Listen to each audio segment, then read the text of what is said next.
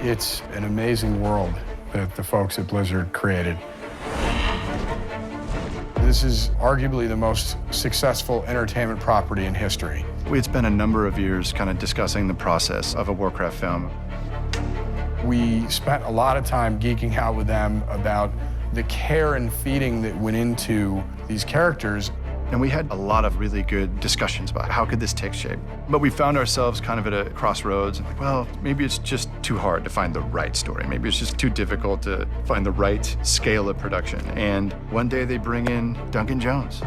And Duncan sits down and he's just kind of, I don't know, it's one of us.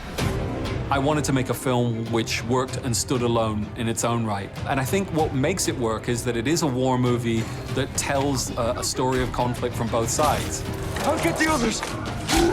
Just after Berkeley does the first hit, then you can turn and leave. Oh, okay. And it really allows the audience to empathize and understand how good people, or in Durotan's case, a good orc, Cut, that's lovely. can be thrown into conflict against others who themselves seem to be good people.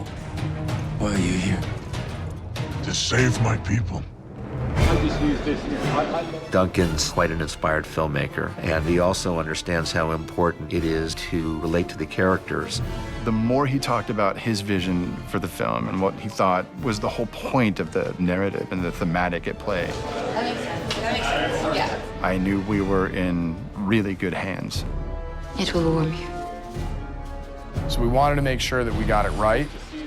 We wanted to make sure that we got the right director, and I know we did in Duncan, who I find to be just an incredibly gifted storyteller and director. Come back alive.